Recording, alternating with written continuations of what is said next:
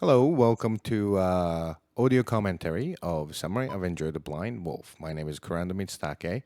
I directed this picture, starred in it, wrote it with John Migdal, and produced it with Chiaki Yanagimoto.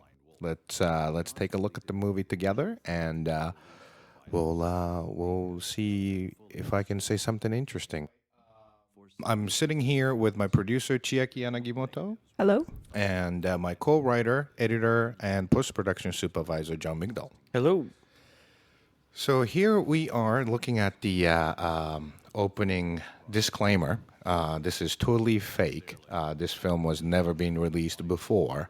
So this is kind of like a fake sensibility about, found footage and all that stuff. Basically a tribute to a 70s lost classic.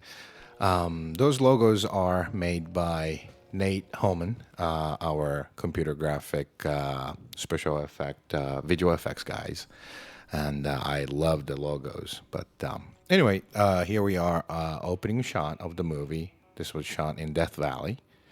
We are seeing the dead raccoon here. It's fake, and Designed by Michael De La Rosa. that's right. And when we actually found the raccoon, it was infested with rats, Nice. half eaten. So it was kind of Right. scary.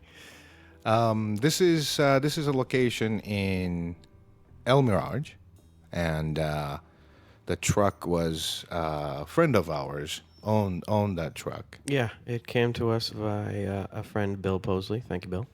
Yeah, and here is Kyle Engelman playing truck driver. I really wanted to open this movie with the great actor, and Kyle and I did my first feature a few years back called Monsters Don't Get to Cry, and so I asked him to be in the movie to open the movie with us. Kyle's fantastic. He's really natural. He's got a great look, and he's a good guy to open the movie with. I'm really pleased with what he did. Yeah, his performance is pretty natural, sensitive, you know. He's a pleasure to work with. Absolutely. And he does what he's asked, and he does it with a smile on his face, without That's a right. doubt. That's right. And there's our hero, Kurando Mitsutake, as Indeed. the Blind Wolf. That's the first opening shot. And we laid down a long dolly track in the middle of the desert, and we Right. got that shot. And this sequence, truck driver sequence, is pretty much shot to shot according to the storyboard. So I guess on this DVD you also see the storyboard to actual scene comparison. That might be interesting thing to take a look at. Yeah, it's pretty amazing. We had like 50, 60 shots on this day. And we only had 12 hours to shoot Right.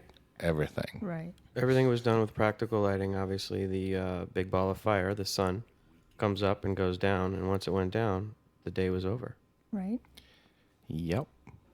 And I came up with that idea, the wedding rings on Blind Wolf's left hand. He's wearing the dead wife's ring and his wedding ring still on his left hand, and I thought that would be kind of a sentimental signature look for a Blind Wolf. Now, as far as Kurando's acting is concerned, being a director and actor, as well as co-producer, writer, there's a lot of responsibility resting on his shoulders for this feature. I think he did a solid job. I'm happy with the performance. This is the first time that we actually kind of get the sense that he's blind, really kind of feeling around for the rails on the truck there. Right. This part coming up is kind of cool because we established the idea of this particular world having its own currency, namely the gold. Right. That's actually an old Japanese gold coin called koban. And, you'll see that in a Japanese period movie a lot. But I thought it would be interesting to use that as currency in this movie, in this kind of a timeless world.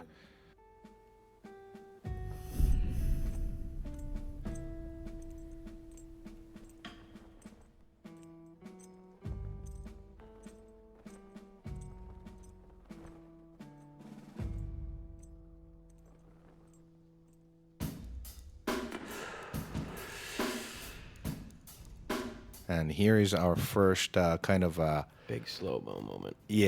John Woo / Sergio Leone moment. Yeah. Yeah. So we shot this movie on Baricam HD, and that camera actually does in-camera slow-mo up to 60 frames per second, and we really enjoyed using that camera. There's our first gag, done with a gas-powered prop gun, Yep. which is a cost-effective tool. Obviously, when you Right. do that, you don't have to hire firearm personnel to be on set. And that Exactly. saves you a little bit of the bucks. Yep, and the insurance and all that bit, you know. So it's actually interesting that that gun was used in Monsters Don't Get to Cry to kill Kyle Engelman's character. Nice. Yeah. Sweet irony. Here comes the first action scene. Boink. That's a plastic gun. Okay. Now, the CG sparks you just saw were done by my cousin, Christopher Vincola. Yeah. And And those splashes of blood are CG'd as well. the decision to whoomp things up with the CG blood, I think, was a good one.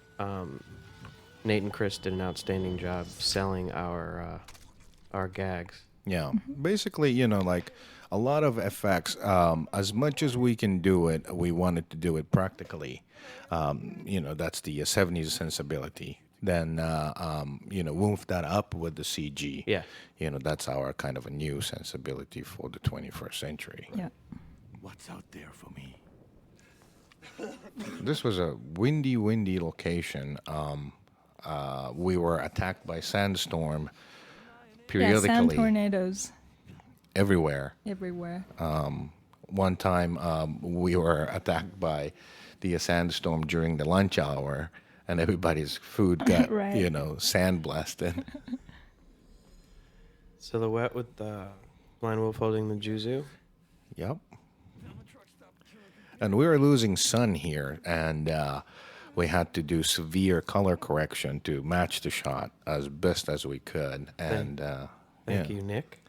Yeah, Nick at Red Eye Digital did an amazing job color correcting this movie. Yeah, he's a talent. Yeah. There's our our wipe, our shout out to the 70s sensibility again. Yeah, kind of a Kurosawa / Star Wars wipe. Yes. We only use it once. This lighting here is amazing. My favorite lighting, one of my favorite lighting in the movie, done by my DP Keiko and gaffer Carlos. Now, this scene in particular, it was tough to find this scene's home, as it were, because scripted, it didn't quite fit where we thought it would fit, and we tried it in a number of places, and this is where it ended up working for us the best. Yeah, this was a homeless scene for a long time. We even considered dropping it. Yeah, we did. Yeah. But it was just too important to sort of get it in to set the stage, and it found its home before our opening credit sequence. Yeah. And I think that makes sense for us. So it sets the stage for our hero and his antagonist. Yeah, antagonist is, of course, played by Domiciano, Nathan Flesher. Amazing performance. Great actor to work with. And here comes our crazy James Bond-esque Opening credit. The amazing score you hear is done by Dean Harada, our host to this audio commentary track recording. We are at his home studio in downtown LA recording this track. Dean is amazing talent, and all the music cues you hear in this movie, I'm in love with them. So I hope you enjoy them as much as you do. Indeed. As much as I do. Yes. Now, one of the things that we talked about with the opening credit sizzle was the fact that as cinephiles and movie fans ourselves, we don't really like the opening credits in films. It's Right, kind we of, talked about that extensively. let's get actually. right to the story. Right. But there's sort of an artistic bent to this, seeing as the opening credits are in Japanese. So it's a stylistic choice, more so than it is let's get everybody's name in the front of the movie. Yeah, the fact that we don't actually translate the names You Yeah, know, it's more like design and yeah, fashion. it's the feel of it, you know, Right. and again, this is a '70s sensibility to have the short opening credit to get Right. all the above the line names in kind of Right. thing. And the calligraphy was done by Noriaki, Noriaki Kamada. yeah, who actually played the Nobutora. He did a great job with the calligraphy. It looks fantastic. Yeah. And again, Nate and Chris delivered those great titles to us. And the dance sequence is choreographed by Chikako. Chikako, and she's actually the dancer in Silver Bikini. Right.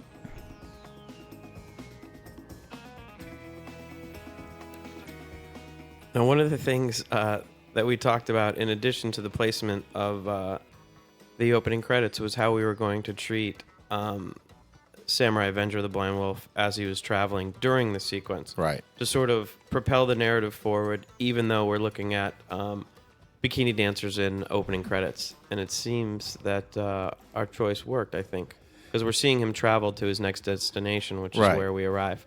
And you would feel watching this movie for the first time, where the hell are the dancers and where the hell is the blind wolf? But it makes sense in the following scene. Exactly. And they did a great job. The art department did a great job making something out of nothing with this this minimally dressed location. Yeah, we had to build the stage for the dancers on actual location, and yeah, here's our title, and that's the dead snake we actually found on On location. location. Yeah. Here's Lauren Lucher playing the bartender. Lauren was a star in my grad thesis film that's over a decade ago, and we remained friends. And I thought he would be a great bartender, kind of a mysterious, trashy guy. Lauren's a really great actor. I think he just settled right into what he was doing here. Yeah. And this performance sets the stage for our first flashback, perhaps our most important flashback. Yeah, that's the the core of the revenge story. What have happened to his family, type of thing. So, Lauren's monologue actually introduces us into that sequence, and I think he did a tremendous job. The whiskey you see is watered down Coke, and it tastes horrible.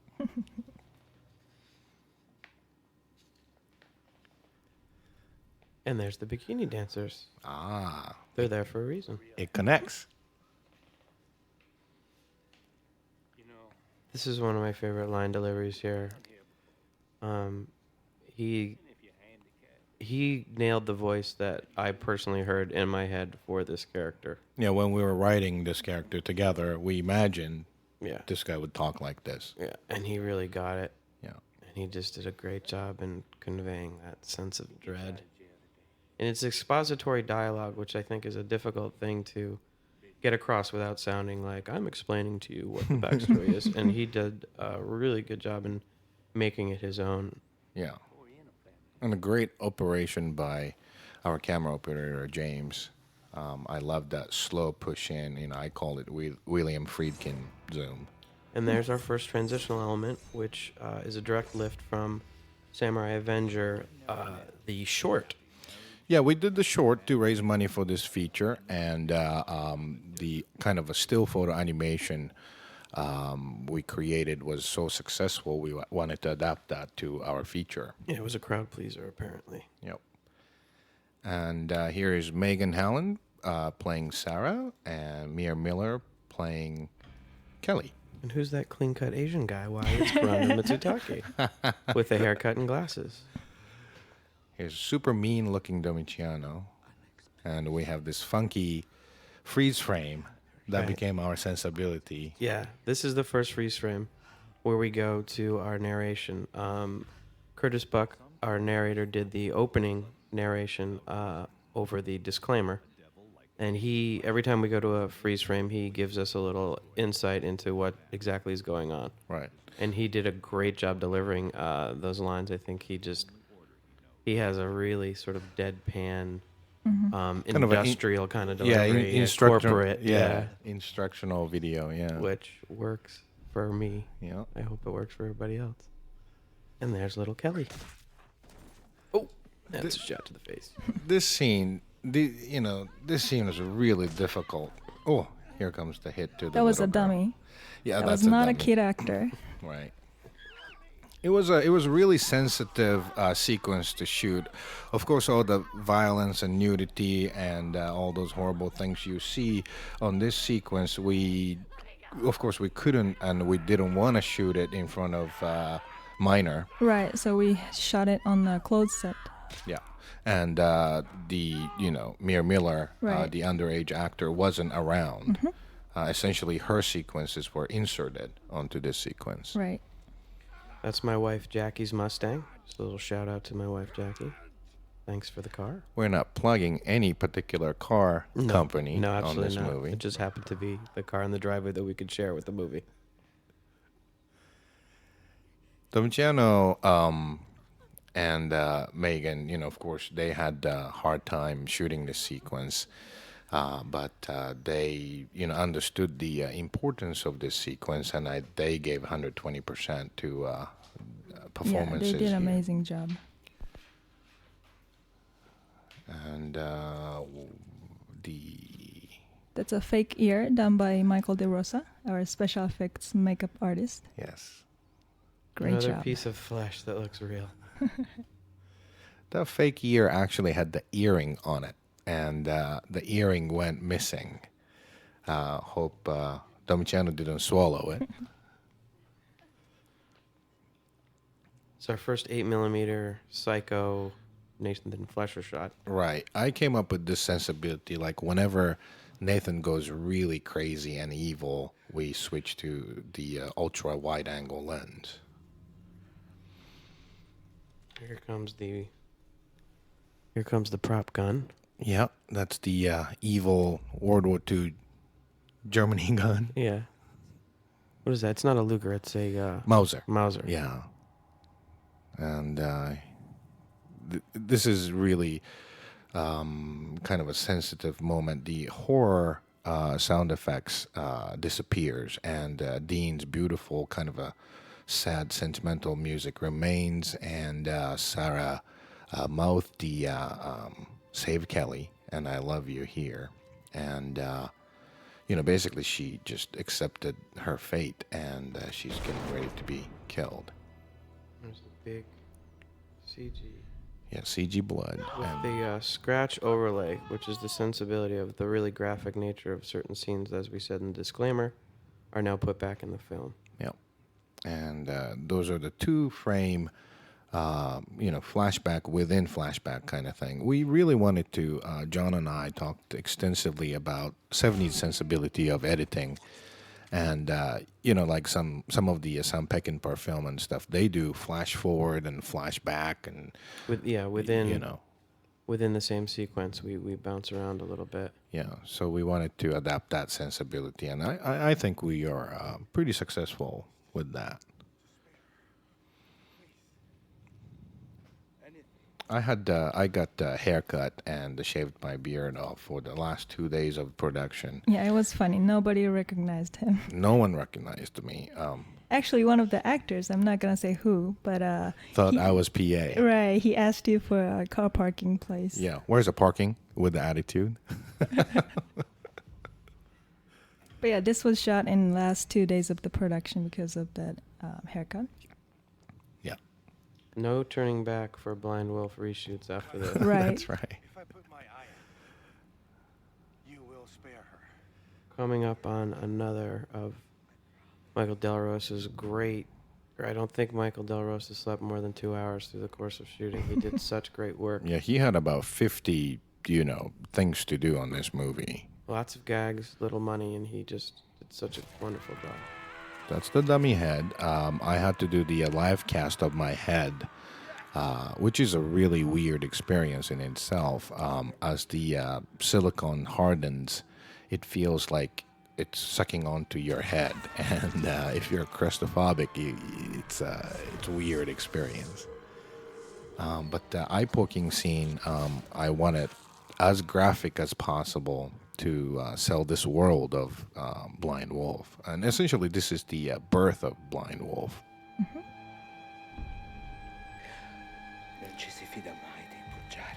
So that's Never Trust Liar in Italian, Domiciano's native tongue. And, you know, since this is a tribute to spaghetti western, why not speak in Italian? Why not have one line of Italian? Did you actually have him? He did it both ways, though, didn't he? Yeah, we recorded in English version and in Italian And then version. we decided to go with the Italian, Yeah. partly because it's cool, and it just makes it a little bit more international. More, mysterious and, again, it's a 70s B movie sensibility, that like, what if that line was never dubbed in English kind of thing, you know? Exactly. Here's Curtis doing his thing again. Yep, and that's a beautiful 400 millimeter lens, slowly racking to nearby leaf, and I thought this lens was really beautiful, and it gives us the this kind of a surreal image.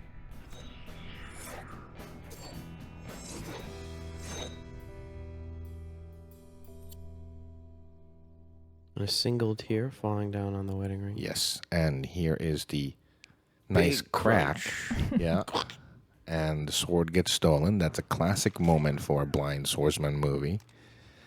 And here's the John's favorite line, right? Well, one of them, yeah. Wife and kid. You're just seconds away Again, he nailed this. from joining your wife and kid. He just hit it the way I heard it. Yeah, Lauren looks nice and evil there. And sadistic burning cigarette on the hand and punch. I like how this sequence plays. It has its own rhythm, and Sergio Leone zoomed to Lauren's face. yeah, Now here's where the sound guys really sold the kicks. the kicks. Yeah, Because without the effects, obviously these dancers weren't kicking our director. But That's actually not a that's director. not me. Oh, Yes. it's not. That's the double. Yeah, that's my stunt double, Oh, David look Chang. at that. Thank you, Yes. David. Great job. Yeah, and here comes Jeffrey James Bold playing Drifter, and here's the big heroic music. Another great score by Dean. Here comes the action sequence. I guess the first big sword fight kind of moment, and this was kind of shot rather not really like like shot to shot kind of composed. It was more like a documentary style, different shots combined together, and I think amazing editing sensibility from John really helped this sequence. Thank you. I love the big grunt as you pull the sword from your victims there. That's actually production sound. That was an ADR. Yeah. And Jeffrey comes in, and we have this conversation. Here's another, kind of exposition, setting up the Drifter's character and reinforcing the world we are in. How many assassins we're going to deal with, time frame and all that stuff, and he's, gets explained again here. Now, Jeffrey, when he came into the audition, one of the reasons that he was cast was his ability to handle a sword. Is that correct? Most definitely, he was the best swordsman who came to the audition, and he could also act. So he was, naturally he was the top choice for the Drifter. Dancers just seem to be henchmen. Henchwomen. They don't The wear. henchwoman line that Yeah. always gets the laugh. Yes. And this is a little anachronistic, this line, but we went with it. Yeah. Let it sort of fly again in this world that we're in. I like it. And here's the sound was completely gone for the Chicago coverage, and again, amazing job with the color correction, kind of hid the problem spots, Hit the fact that there was an HMI on her in the middle of the desert. and the Right. background is completely dark. Dark. Yes. Yeah. Those are the snafus that you have to deal with shooting out in the middle of nowhere with very little in the way of lights. Right. Here's one of my favorite music cue, traveling cue number one. It's again, 70s sensibility. Have the long shot of our characters, and they talk, but we really don't see their mouth move. And again, this was sort of rewritten after the fact, and then done in ADR. There was slight changes to the dialogue, Yeah, and after Dean's score came in and the ADR came in, what I thought maybe was a little scene that was sort of long in the tooth. yeah. This became wasn't one your of, favorite, No, but it became one of my favorites after it all came together, after Right. the sound came in, because it really starts the idea that these two people are eventually going to become friends. It's a nice setup, And the idea of hearing them but not seeing them speak is something that's definitely a throwback, and I'm a fan. Yeah, it's a old time filmmaking sensibility.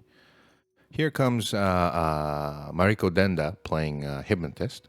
Obviously, a challenging role, but we had a very brave performance from her. And she was a trooper. This is actually the one day that I was able to come and visit set. Yeah, you actually worked as I did. Grip. I did work as a grip, and I had a blast doing it. And it was great to see everybody who was collaborating and part of our team on set. Yeah, And it was a hot day, and we were up on this hill. And good grief, she was a trooper. Yeah. Mariko. yeah. And I think Jeffrey does a really nice job here, kind of playing the lighter side of Drifter. Knowing what his character goes through or background he has. He really kind of portrayed Drifter character in kind of a 3 dimension. Yeah, he rounded it out. And here's the hypnotizing sequence and amazing sound design by Chuck Michael. He is actually a big-time Hollywood sound designer. He did a Hollywood horror film called Shutter, and that's where Chiaki and I met him. And he was also sound designer for the latest X-File movie. At this point, we got the full effect of what it was like to mix a movie in 5.1. Yeah, you can hear her chanting all around us. And And here, then- here's the Jeffrey's Sonny Chiba. Yeah, our Sonny Chiba moment. Yeah, And what a tribute. Yeah, for you cinephiles out there who know who Sonny Chiba is, and probably do if you're watching this movie, Exactly. you'll get the reference. And here's the another kind of first big sword to sword fight moment between Blind Wolf and Drifter, and you kind of get the flavor of what's going to happen as a main event later in the movie. Yeah, story-wise, we sort of established their ability against one another, just hint at it a bit. Right.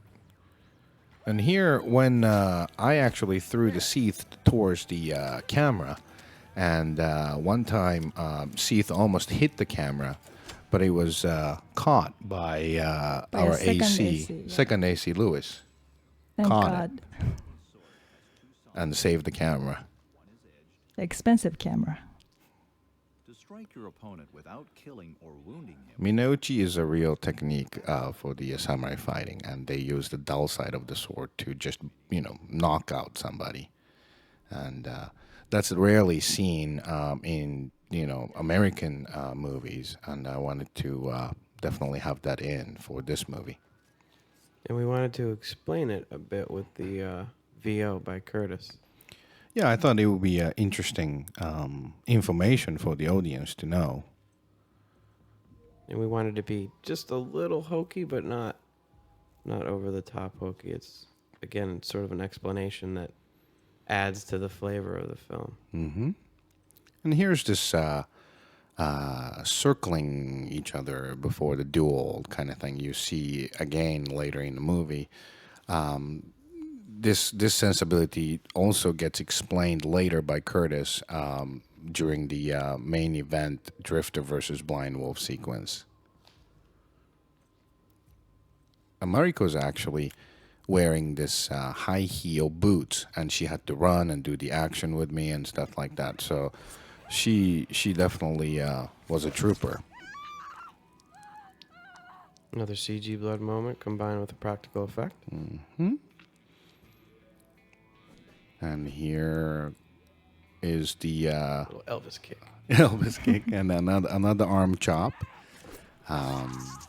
That's of course, that's a dummy chest that you just see, and we really stabbed it with the sword. I actually carried that dummy chest up the hill so that our special effects makeup persons could touch up the tattoo There you that was go. hand painted onto the cast or the mold. Right. Speaking of tattoos, that tattoo you just saw was real.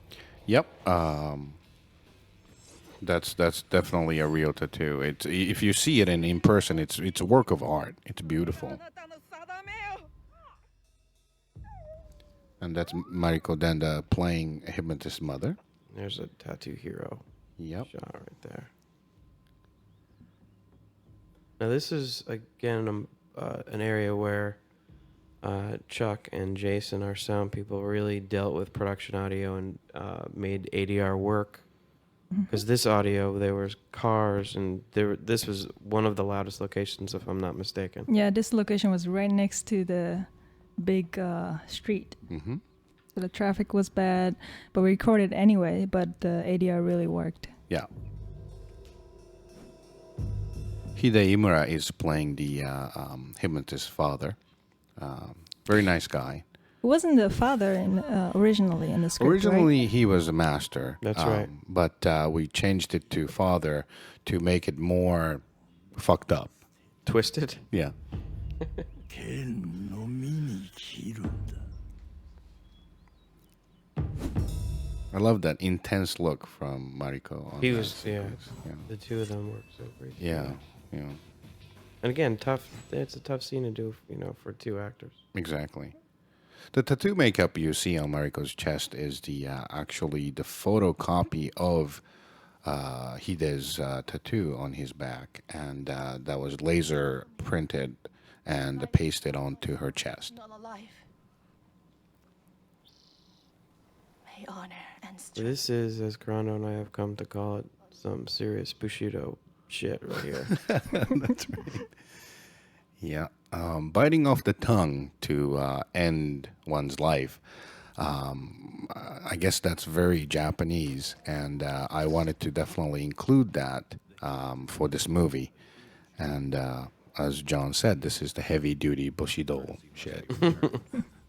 Even at the threshold of your own. And again, Mariko did the amazing job playing this kind of sad ending to the swordsman hypnotist character.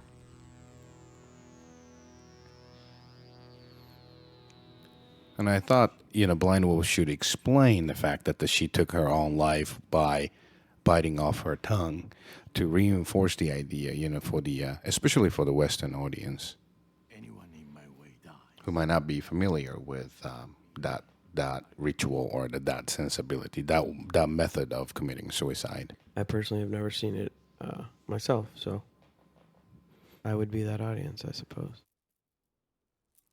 So here's another traveling music by Dean, and this is kind of like a sad version of the traveling theme, and this is another favorite of mine. And we are going into the traveling shots that they were shot in Death Valley.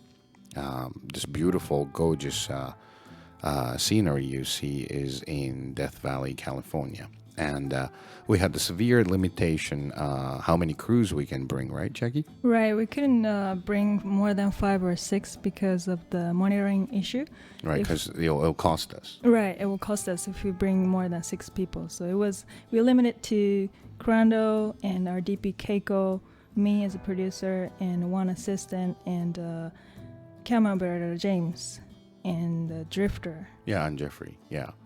So basically, we all had to carry the equipment across the desert, and it was real, guerrilla filmmaking, and it was Right. great. We spent 3 nights, 3 nights, in yeah. Death Valley, That's and it was an great. instance where having the director be an actor is a bonus. Exactly.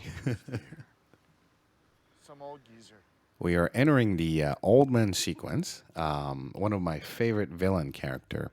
The character design is a direct lift from my favorite comic book or the movie series called Lone Wolf and Cub.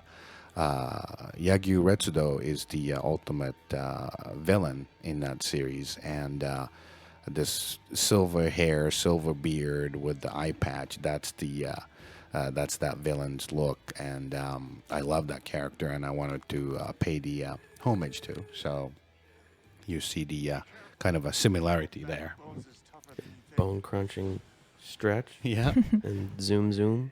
And Akihiro, the actor who played this old man character, he was a comedian in Japan, and he had some TV appearance and stuff like that. He had a pretty strong career as a comedian in Japan, but he wanted to try his craft here in U.S. Yeah, he's really young actor. Yeah, he's actually, he's very young. And when he came to audition, he had this piercing eyes, and I fell in love with those. And I thought, even with the heavy makeup, his eyes, his gaze will pierce through it, and which it did. Basically, Old Man character is a very interesting character. It's a collaboration between three artists: Akihiro, who plays the character, and Michael De Rosa, who does the makeup, and Philippos, who did the stunt for Old Man. Basically those three artists coming together to play this one character. Yeah, that and, flip was Philippos. Yeah, that flip was by Philippos, and I think it's we did a great seamless collaboration between those three artists. And here's a Drifter flashback, which we'll visit again later in the film as a kind of a longer version. So, we can talk about more about this later. But this is kind of like a bridged version. You kind of get the flavor of what's going on, but you really don't explain what's going on. Yeah, in cutting it together, we wanted it to be eerie, and we wanted it to leave you with a sense of what exactly did I just see. Right. Yeah, we didn't want to explain it. Right. But we wanted to hint at some of Drifter's past and what the old man meant to him. Right. Because we established that they know each other right off the bat. Right. And but we still don't exactly explain what's going on. This is actually the point where we realized that Drifter can understand Japanese. That's right. Yeah, he's very international character. He's a smart guy. He's the Drifter. He is a vagabond. The Hakotsukanso isn't really the training method for swordsmen. It's the kind of extreme Zen Buddhist training they actually did, some of them anyway, in order for them to get rid of all their desires. They would actually sit in front of the corpse to come to the realization that even the beautiful woman or beautiful whatever will be just, decay. And Did you read that in a book, and you thought it was interesting enough to throw into his his backstory? Right. That's how it came to pass. I thought it was like really kind of extreme, weird thing that you would do. You would sit in front of a body that's decaying, and that becomes the realization or the enlightenment. And I definitely wanted to include that in the movie. This is a dummy head made by Michael De Rosa, and I think the texture, the face is made with the gelatin kind of material, and we surrounded it with 5 heat guns, and we essentially melted it, and the footage was sped up so that they would look like it's decaying. Yeah, I believe I sped up that footage roughly 2,000%. My assistant editor, Andy, I have to give him credit for that flashback sequence. He did quite a bit of work on it, and I think he did a great job. Thanks, Andy. And there's another moment where the audio track, the sound effects really sell that cut. The hand cut, yeah. You're wrong. This is my fight. Let me handle it. So here comes the first sequence with Nobutora, played by Noriaki Kamata. Blind Wolf's master. Yep. And this is a candle cut scene, which I had to actually cut those candles. You have bandages over your eyes, so Yeah, yeah. So, but I think we nailed it in like 5 takes, I believe. I think so. Yeah. Yeah. it's one of I've seen Kurando's some of his other work, and that's a recurring theme is the candle cut. Candle cut, yeah. Yeah. And here is Noriaki playing Nobutora. He's a very mild-mannered Japanese gentleman, but he portrayed this amazing swordmaster character on this movie, and he's not like this in person at all. He's a very soft-spoken person. When he came to the house, we had our first table read at my house with all the actors, which was a great experience, and he was very soft-spoken. Yeah, yeah. And his transformation is probably the most you see in this movie. I mean, he never held a sword even before this production, but he really transformed himself into a sword master. And he collaborated with our choreographer, Peter Steves, a lot. And he even attended Peter's classes in evenings to, be able to portray this swordmaster character. And here's a sand dust we created with the huge fan, and everybody got so dusty during this sequence. It was crazy. This choreography is a great choreography by Peter Steves, and I was imagining something more simpler to kill Old Man, but Peter really made it into a kind of a teamwork between Blind Wolf and Drifter to counterattack and kill Old Man character. It also exemplifies stunt choreography actually playing a big part in the storytelling, in that Peter helped us get across the idea that the two of them were working together for the first time against an adversary. Exactly. It's the character arc that came through the fight choreography type of thing. I think when action sequences are just eye dressing or eye candy, when there's an underlying story element to it, obviously it pushes the narrative forward and it's a little more truthful. Yeah, and we are so lucky that Peter Steves is the choreographer who understands that sensibility. This death monologue by Aki is, this is one of my favorite performances in the entire movie. He nailed it in one take, and we were so thankful for that because we didn't have any backup costume for Old Man character, and this was like He's bleeding all over it. I know. So I was like, "Hey Aki, no pressure, but can you get it in one take?" And he did. He did. Chiaki and I actually did the subtitling for this sequence together, and it was one of the more difficult subtitling sequences to get across because of the language. Right, because that's a very old-timey samurai sensibility mentality. Yeah, I didn't understand what he was saying. That hand actually you see is our gaffer Carlos's hand, because we accidentally let Jeffrey go earlier. And the perfectly coiffed ponytail. Okay, so we're coming back to Rimboso Jail. We have a little bit of a fight scene with Nathan, a character. I wanted to have definitely a fight sequence with Nathan and somebody to show his physical strength before, Blind Wolf actually fights him. I didn't want to just, make him be just a brainy bad guy. I wanted him to be the street fighter as well. Mm-hmm.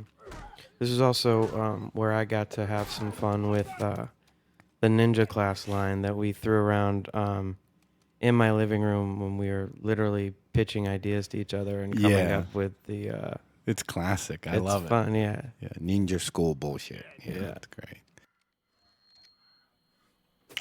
Now, Fletcher!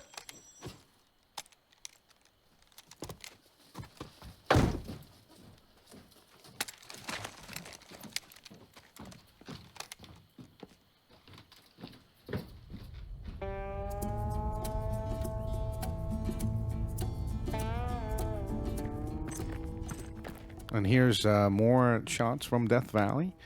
And this is one of my favorite shot in the movie that was shot in Lone Pine, California, Alabama Hills, which is a classic location for classic Hollywood Western films. And we were honored to shoot some of our sequences there. Keiko really utilized those second unit. She got so much great stuff for us to choose from to make all of these traveling shots work. Yeah. Okay, here comes the Zombie Mistress. Zombie Mistress sequence, yes. And the dragging of the coffin you see is direct homage, tribute to Sergio Corbucci's Django. And Django, in the opening sequence, he's dragging a one coffin, and I wanted to woof the numbers up by Yeah. Zombie Mistress dragging three coffins. Multiplied that by 3 for Zombie Mistress. Yeah, I'm such a huge fan of Sergio Corbucci's. When I went to Rome, I actually found his cemetery and went and gave him flower there, kind of thing. Nice. You know, so. The set you see here is another tribute. This was actually a set left by Clint Eastwood's Letters from Iwo Jima. Right. And, what a coincidence to have that set, on our location. Of course, Clint Eastwood being the major icon for spaghetti western. And, I was honored to share the set with him. Oh, here's our genre-bending appearance of zombies. Yeah, John and I actually tossed around this another feature script idea with the samurai zombies, and I wanted to keep that in this movie as well. So this is kind of like a guest appearance by samurai zombies. Yes. Onto Samurai Avenger world. Exactly. They are people that we want to use again. Yeah, definitely. Yeah, we're going to have army of samurai zombies, and that's what we want to do.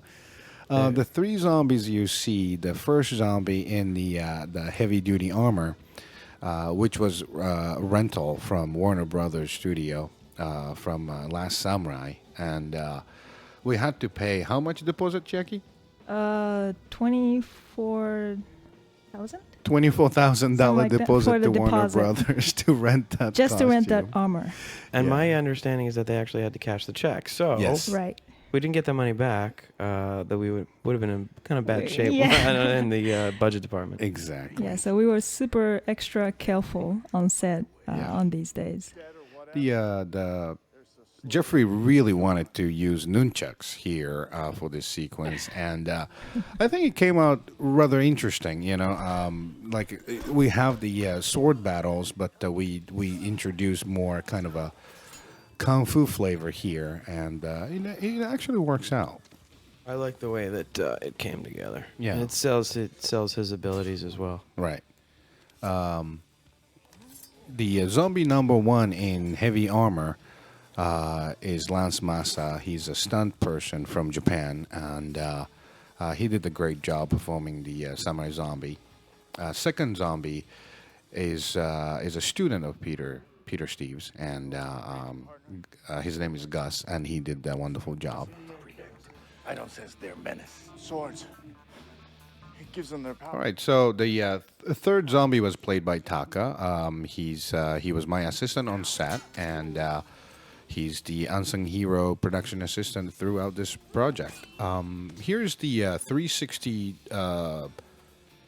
Steadicam shot, sword breaking sequence, which was kind of problematic because nature of the shot, we had to use wide angle lens, and actual sword breaking you kind of see, very small on the screen. So John was really concerned about selling the action sequence, so we did this kind of a draft paper CG explanation kind of thing to reinforce it, and also the great sound design. I think sold the sequence. I don't have any problem with it. Do you? No, not anymore. I think Nate also added the sparks, which really helped it. So, again, when all things came together, it instead of something problematic, it became one of the favorites again. Definitely. And another piece of problem solving we have here is the third zombie, Taka's death. We ran out of time, and we actually couldn't shoot Blind Wolf killing the third zombie. So we did kind of a surreal montage sequence, and that actually kind of came out really cool. Yeah, again, another moment that was definitely sold by audio, Yeah. by the sound designers. Here's Tegan. Tegan played the zombie mistress. Amazing actress. Yeah. She came to the audition and she had her own take on the character. And right away I fell in love with it. And I basically told her, part is yours if you want it, right on the spot. And there's our pregnant assassin, an idea that Kurando's been carrying around in his twisted little brain for quite some time. Yeah, I think I was on Japanese Subway. And this idea popped into my head. Oh, what if the female assassin was pregnant? And she kind of uses that as a shield, against her enemy. And so that became this zombie mistress character. And Blind Wolf Falls here is amazing stunt work by stunt double David Chung again. And what's the name of this weapon again? Shoge. Shoge is a kind of a ninja samurai weapon recommended by Peter. Ooh. Hello there. There's the baby catch. Interesting bloopers on this DVD as well for the Blind Wolf missing the baby completely. So that's a good laugh moment. Again, Tegan did this amazing animal cry at the end. We talked extensively about Zombie Mistress's death, and it's a short sequence, but I think her strong performance really comes through. She becomes vulnerable, and you sort of sympathize with her a bit. Yeah, a little bit. Yeah. Now this is one of my favorite moments right there from Jeffrey. Just a real non-actorly natural moment. I'm just a big fan of that quick smile. Yeah. And the line, hopefully a laugh line. I think it's a girl. It's a girl. Yeah. Now here's a sequence where we added dialogue here where it wasn't necessarily. I don't think actually it was at all in the original screenplay. Right. And it made its appearance here because we felt that in adding these two lines of dialogue here, we could further the development of friendship between the Drifter and Blind Wolf. Yeah, again, we decided to strengthen the character arc a bit, and I think that was the sensibility for that dialogue in front of beautiful Sierra Nevada. Now, the shots that you just saw there were used, they were practical. Yeah, they were paintball guns with the dust actually pointed at us. And we were being shot at, and we had to act. Mind you, I had to close my eyes and being shot at. It was rather scary, but it was an exciting day. To say the least. Yeah. Here are the cowboy gunmen. There's my brother, Mark Migdal. He was art director on this movie as well. I fell in love with his beard. And with his long hair, and I thought he looks exactly like the cowboy image I have in my head. So he got drafted as a cowboy gunman. Exactly, and you'll see his amazing death performance soon on the bridge duel sequence. I like Drifter's performance here too. I think you really start to sense that their partnership is forming. And basically, this is going to be a collaboration, teamwork again to take care of the rifleman assassin. When we were talking about story, this is when they sort of hit their groove and are definitively working together. Yeah, the groove is definitely reinforced by Dean's music here as well. The rifle scope shot. This is Masami Kosaka, a friend of mine. Great actor, great to work with. He was actually the star of Samurai Avenger, the short that we shot about 4 years ago to raise money for this feature. And I wanted to cast somebody really strong for Rifleman part, and Masami was perfect. And here's the collaboration that we talked about. Blind Wolf kind of helping Drifter get to where he needs to go, type of thing. I love that. I love that little poster in the behind Jeffrey. That's a wanted poster. Nathan Fleischer. Cowboy zoomy zoom. Yep. Now, the idea of bringing cowboys into this, our bizarro Samurai Avenger world where a fully clad rifleman is in communication with 3 cowboys. Yeah. It's one of those situations where, as we were writing it as movie fans, really, and threw caution to the wind and said, why not? Yeah, and this is... I really wanted to dress the cowboy assassins, cowboy gunman in Duster. Another homage to Once Upon a Time in West by Sergio Leone. And this amazing gust of wind came and helped us compose that shot, just like that classic spaghetti western. Nature's wind fan. Yep. And it's highlighted by Dean's great harmonica music score, and I think that's one of my favorite music moment in that movie too. For us, it's as sort of as spaghetti as it gets. Yeah, exactly. So here's the second Nobutora sequence, training sequence with the metal ball, and that metal ball you see is a light plastic prop ball. And it didn't hurt me at all. And I was actually concerned that, I don't know if this comes through as, me actually banging my head against a heavy-duty metal ball. But again, thanks to a great sound designing team, it sells. Yeah, it feels real.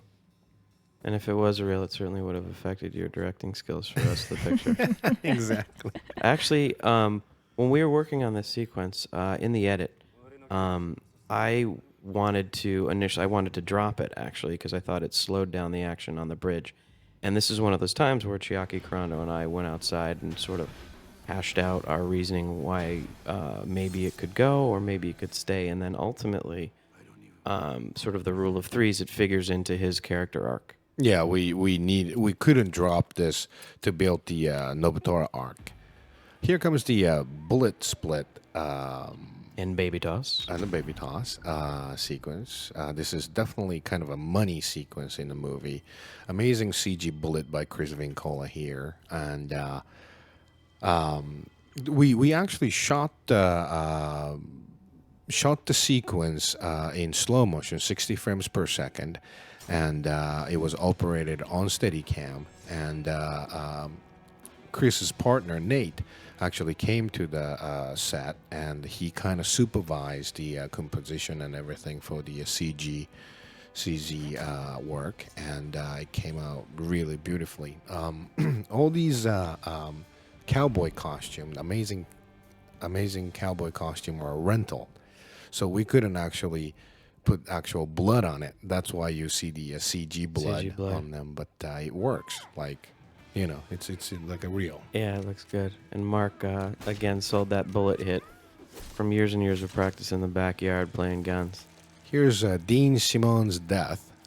Dean was main character on my first feature, Monsters Don't Get to Cry, and Great actor. Great actor. He did his cameo here, and probably the bloodiest death Yes, for in sure. this movie. And he really sells it. He He's one of those fearless actor guys. He's just such a good person to have around. He's just a solid dude.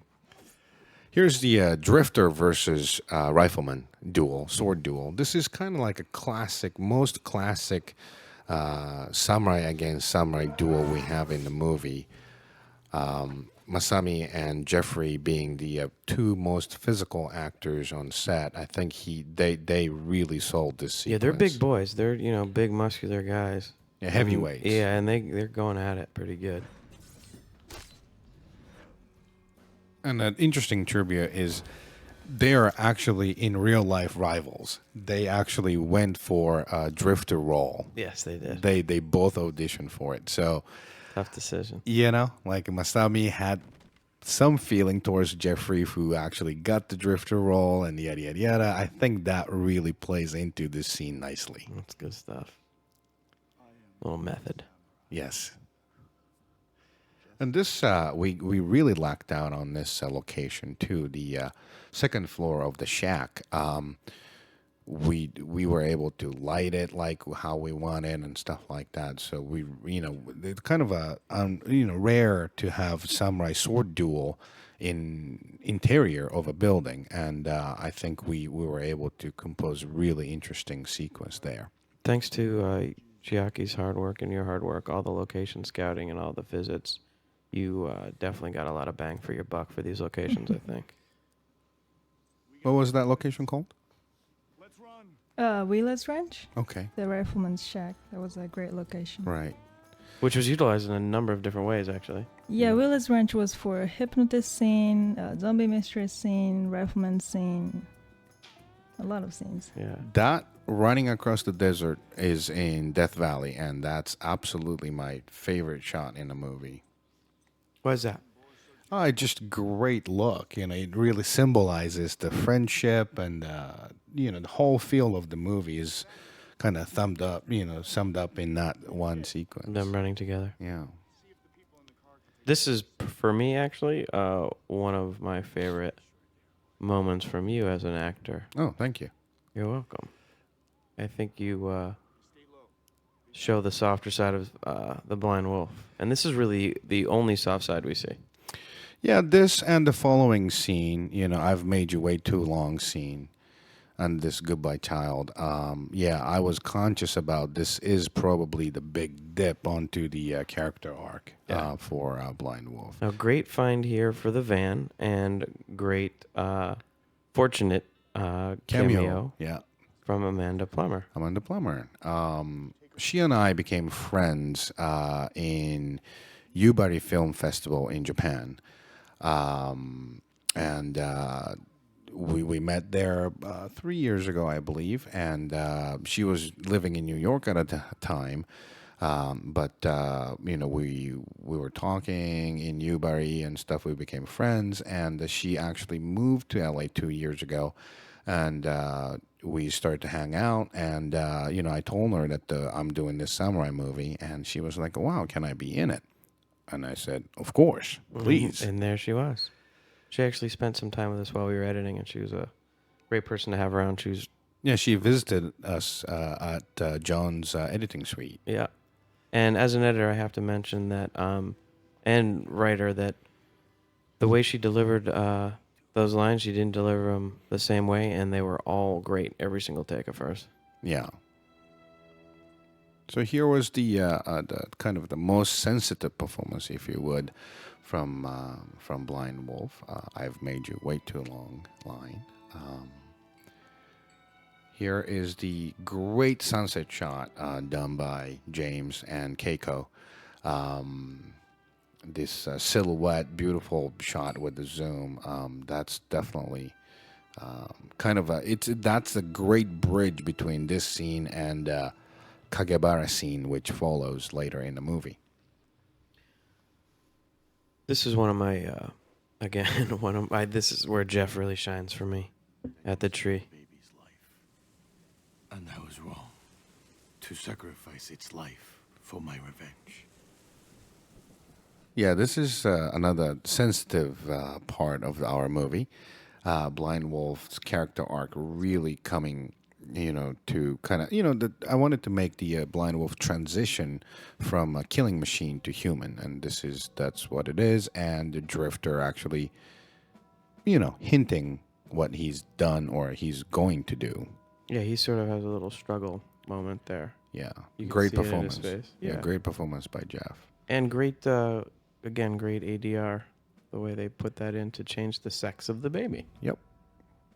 In the script, it was a boy, but the baby doll Michael De Rosa got was a girl. So in the production, I actually said it was good that we saved that boy. His life. His life. Yeah. So we had to change it to her. Its life. His Yeah. life, yeah. Great Steadicam operation by James here. Great lighting. Keiko's great lighting here, and And a great music cue. great music This cue is by one Dean. of my favorite music. Yeah, the marching song. Yeah. So, yeah, this is really the pinnacle of our collaboration. Our DP, our camera operator, our gaffer, our composer, actors, set designers. Steve Ochoa did an amazing job dressing that jailhouse. And for super long takes like this, I don't have to do any work. That's right. And here's our found footage sensibility really highlighted here. We had 2 takes of my line delivery for that, and we liked them both, and we were struggling to come up with sensibility to how to use them both. Yeah, and actually during the color correction, those effects were peeled off, and in some weird way, they actually worked as jump cuts. Jump cuts, right. But we stuck with our found footage sensibility. Talk about editing sequence. This is the pure edit magic, the quick flashback. Again, everything coming together with sound design, color correction, really selling that whole moment. And that was something that was in the script, but wasn't definitive in how it was going to look or play. And Right. the idea of putting that collage of drifter lines underneath came a little bit later. Yeah.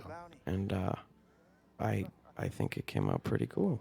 This music cue is so sad, and it highlights the betrayal and kind of a broken heartness from Blind Wolf, and Jeffrey did again great performance there. Kind of performing the betrayer, pretend to be the asshole, if you would, and.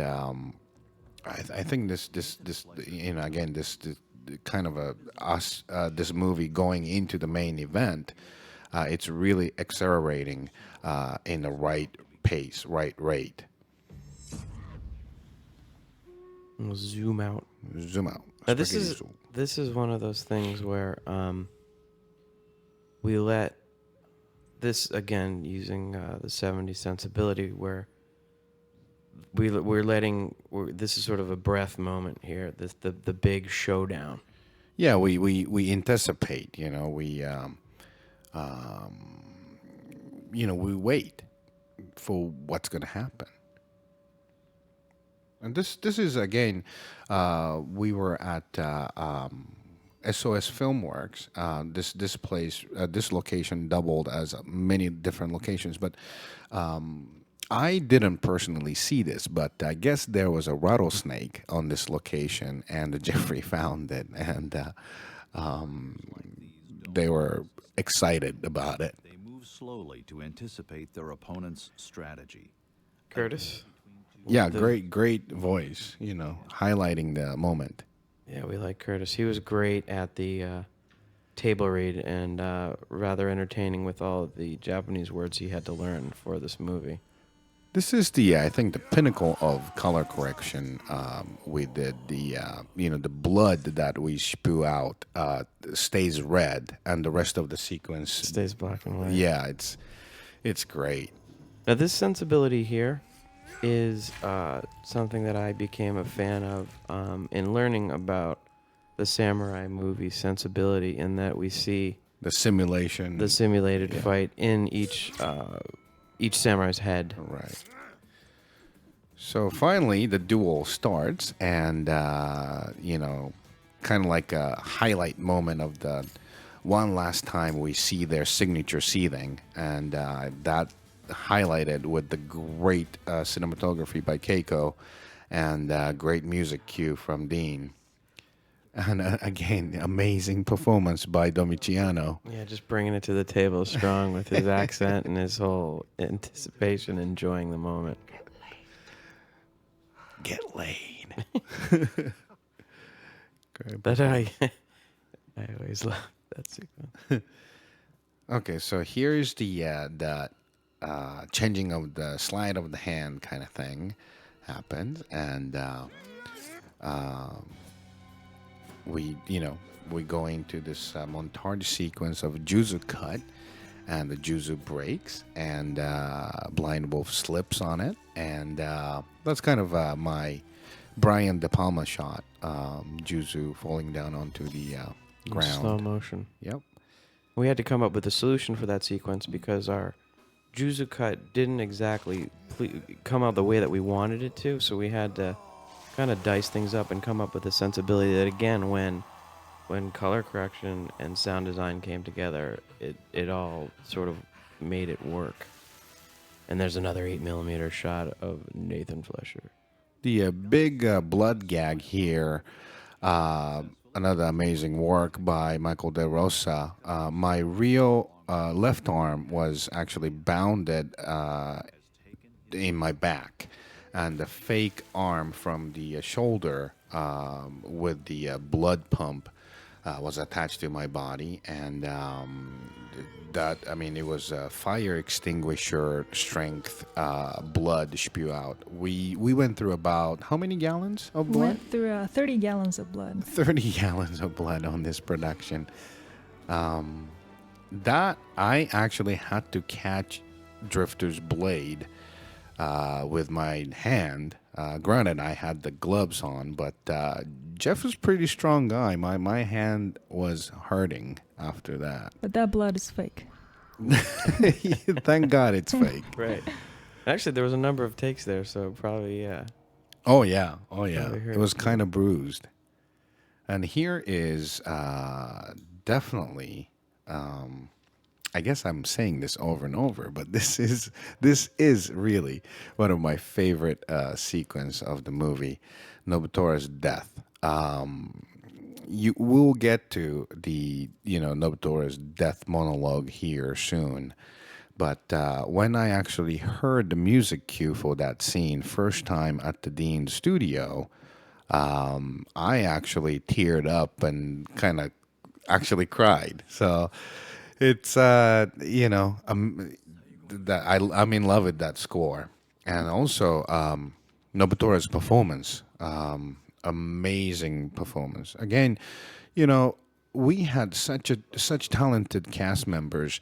Whenever they had to deliver those definitive, kind of a one take wonder kind of thing, they were able to nail it. Again with the costume restraint and stuff. We didn't have backup Nobutora beautiful black kimono costume, so Noriaki had to nail that death monologue in one take, and he delivered. Amazing collaboration between special effects, blood, Noriaki's Acting, performance, music. Yeah. That's when it all comes together. Yep. And from, somebody who wrote the lines and cut the sequence together, I don't speak Japanese. His acting is so good, the feeling comes across without understanding what he's saying. For me. That's great. That speaks in volume for his performance. Yeah, he's just so. I think he's just great. And then after Chiaki and I did the subtitling, and then watching the sequence through that way, it resonates even more. This scene, Keiko and I plan to light it in some particular way, but we had to drop that plan because one of our generator overheated and broke, and basically Keiko and I had to come up with a new sensibility for lighting for this scene on the fly. But I actually like how it turned out better than how we were planning to light this sequence. Here is the amazing music cue that we were talking about, and amazing performance by Noriaki. The in the background, you see the Japanese writing, and that's kind of a Zen philosophy, stating that nothing's permanent. And actually, that's a line from one of the oldest Japanese literature, and that's the opening line of that literature. And I think it's very appropriate for this sequence. You know that in the background it says nothing's permanent, and Nobutora's life is ending. So I think I'm really proud of this sequence, how it turned out. Again, heavy duty Bushido shit. There you go. For sure. Yes. So this is basically the moment that Blind Wolf became Blind Wolf. Yeah, that's the literal moment, and the symbolism of the handoff of the sword with the tiger logo insignia on it. Exactly. I always get teased for this scene. You know, even the sound department people teased me about, you know, the Blind Wolf able to control his own blood flow. Yeah, he's that good. Exactly. Agony is my weapon. Yep. The shot we saw, my karate chop reflected on Drifter's eye. I always wanted to do that kind of a classic Hitchcockian reflection in eye shot, and I was able to do that in this sequence. And my hats off to the VFX department who Yeah, pulled it Chris off. and Nate, they pulled it off. Yep.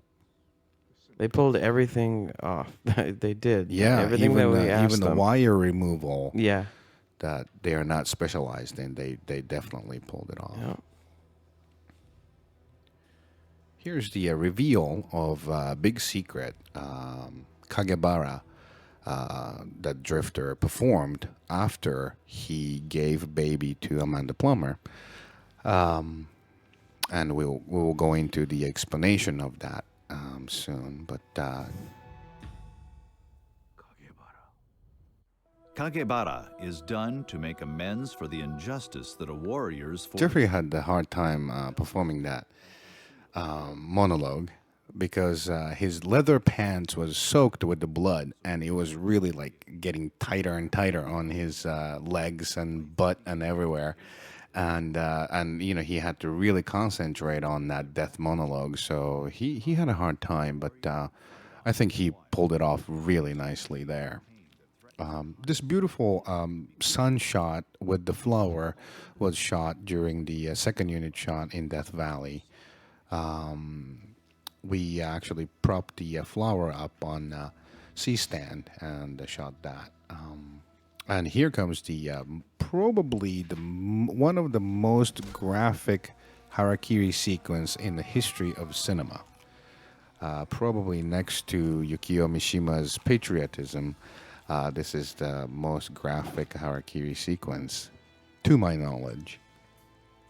This scene really didn't bother me while we were shooting it, but when I saw it for the first time with the sound effects, actually it got to me for the first time. That's the power of the sound. It's a 50% of the movie. It sure is. It absolutely is. And we sort of became desensitized to it, cutting that whole sequence, and then to see it again. This is an amazing accident we had on the set. This flying C's are all natural, and amazing gust of wind came and changed the direction of them flying and stuff, and it just became this beautiful moment. Both all of us on set, and especially my DP Keiko and I, we were just like, our jaw dropped, and we were just looking at the amazing beauty of the nature that presented to us, and we were lucky enough to capture that on our film. Drifter's death monologue continues, and Now we get the full flashback, Yeah, the full story.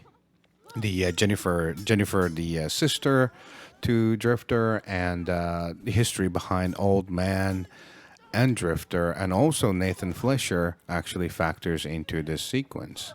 Yeah, and on this location, we had this wide shot from overhead, and Kurando wanted this world to be in a certain way, and we had to get rid of all the cars, and we were trying to, work things out, and all the crew came to Kurando, and they were like, let's just move it, we can just move it, and they were not in running conditions, but they just lifted up all the cars and just started moving it, and it was kind of a tearing moment, we had it was tough production, we didn't have time, but it was definitely a tearing moment. It was a really moving picture that I didn't know. 5 adult could pick up a car and move it, and like you see, all the cars you see in this framing is old '70s vehicle, American vehicle, and all the bullshit little small cars, Econo cars and stuff I wanted to get rid of. And basically our crew picked them up and moved them out of the way. And as Chiaki said, it was really kind of a tearing up moment, and it was moving. He would give her back. That is why you see. When a crew works that hard to get your vision, it's got to Definitely. be something to behold. Yeah, it was a very moving moment. Jeffrey's stage blood on his body started to kind of harden, and it's mixture with syrup and food coloring and stuff like that. So it attracted a lot of bee. He's a trooper. I have to say, my hats off to Jeffrey's performance here. Now, did you clean him off, or was he able to shower after this, or did you have to drive home with dried blood on him? Actually, on our production RV, the shower room was used as a storage, so he couldn't shower. But we were able to provide him with the hot towel and wipe himself off, type of thing. So, yeah, we helped him out a little bit. But he's a trooper. Now, this is where this is the big switcheroo where. This is the heaviest Bushido shit. Yeah, heavy Bushido bullshit. As between you the would two of say. them. Yeah, between the two of them. Yeah, go in peace. Let me assist. Go in peace. That's a very, very samurai thing to say. You can see Nathan in the background, sort of backing off the scene because he knows he's in trouble. Exactly. Kind of subtle hint. This head chop off scene, we had the practical effect to have the blood, basically shoot out into the sky. But because the shot composition was so wide, we couldn't read it. So we asked the VFX department to move it up, and it came out amazingly natural, and I'm really happy with the result. So here's the kind of a sad moment from Blind Wolf. He just killed his friend, and now we shift the gear. We go into the full-on revenge mode. Ninja School bullshit line comes up again, which is John's favorite. One of them, yeah. I just enjoy the delivery. This shot was this composition shot was rather tricky. Because I had to come towards the camera right on the mark. And I was actually cheating when I was out of focus. I was actually opening my eyes to see my marks on the floor. You can't see it. Right. Nathan Fletcher just lost his hand and foot. And this is a great performance moment from Domiciano. He actually tried to put his leg together. His severed leg back on. And he gives up, and he sells it. He sells that moment really well. It's actually written in the script as is, but his performance really sold it. Yeah, because I don't think we were really sure exactly how that was going to play. but I think with Domitiano, he really gets it across. Exactly. And I like this moment because, Nathan Fletcher being such a evil guy, he's now kind of thinking that he's going to survive. And but then again, Blind Wolf raises the sword. And I love this performance that's coming out from Domitiano right here. He's a broken man. And his head get chopped in half. And that performance, that transition from the evil to broken man, I think Domitiano played it really well. And here's this beautiful cue from Dean, once again, highlighting kind of the, I guess, emptiness of revenge. Even you have successful revenge, your loved one are not coming back. And I wanted to show that during this montage, but Dean's music really highlights that feeling, and I think it's a beautiful scene.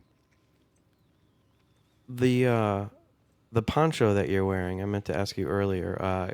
Carrie designed the costumes on this movie. She did a great job, but initially we had written that the Blind Wolf was going to be wearing a jacket. How did you guys come up with the poncho idea? Yeah, it was originally it was a long black coat, but we didn't want to do Matrix, so I wanted to do something more spaghetti, and we decided to go with the poncho idea. And Kerry Kodowski, our amazing, talented costume designer, did a great job designing that. And she finally found this right fabric for it. And as you can see, blowing in the gusting wind, it has enough weight, but it's lightweight enough to, flop around and highlight, accentuate the Blind Wolf's action and stuff like that. And, Carrie had just a handful of weird characters, and she did an amazing job. This sunset shot, wrapping up the movie, basically Keiko and I and James and our PA Taka, we gave up one of our day off to go back to El Mirage to shoot that sunset shot. And it was a worthwhile investment. We were all sleep deprived, but we really wanted to get that beautiful sunset shot, and we were able to get that. So now this amazing music, end credit music you're hearing, was actually Dean's demo music.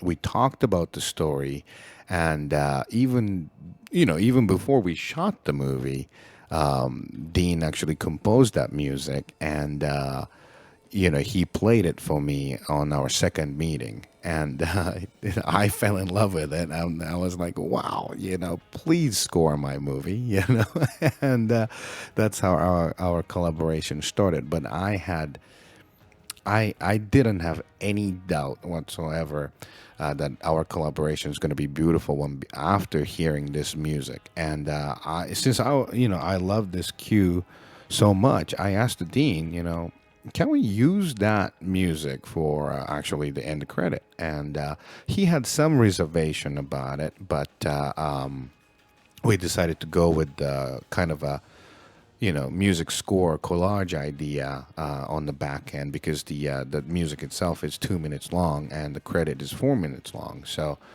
I think we came up with the beautiful solution to do his best of score plus this beautiful kind of a teaser music, if you would. That demo CD is still in my car, and it became an anthem, it was like an inspirational CD. Totally, like 4 a.m. every morning, we are commuting to this godforsaken, out of nowhere location, Right. where we all had like 2 hours sleep. I'm in, backseat with Chiaki and Keiko, and Taka's driving the car for us and stuff, and we're like all like drinking Red Bull or coffee or Monster or whatever, and we play this CD to like woof ourselves up to, okay, we can do this. We Yeah. can do another day of the production. So, I have to really thank Dean for composing that music beforehand so that, it became the anthem, really. We actually used it for the teaser trailer for our cast and crew rap party, and it really fired up. Oh, they loved it yeah, too. it really fired up our crew. So here's the bonus scene, which is coming up, following the sound collage. This is, again, kind of the 70s sensibility. Usually in Japan they were called program pictures, but these hero movies weren't never just one installment movies, like Zatoichi films or the Lone Wolf and Cub movies. You have multiple episodes of those movies and installments, and again, I wanted to adapt that sensibility to say, this is not the end. This is a cliffhanger. So I wanted to add this kind of a surprising bonus scene at the end of the end credit. The end credits were done by Justin Kowalik, by the way, and he did a fantastic job with a number of tweaks and ideas. He really brought us a great piece of video for our end credit sequence. Yeah, I love the beginning, photo montage. Here's Jennifer, Amy Bloom, trapped in a dingy basement, and this mysterious shadowy figure comes to save her, and we wonder who that is, and we kind of got the idea who this might be with the machine hand. Well, thanks for listening to the commentary, and hope to see you again with the sequel. Samurai Avenger will return. Thanks for listening.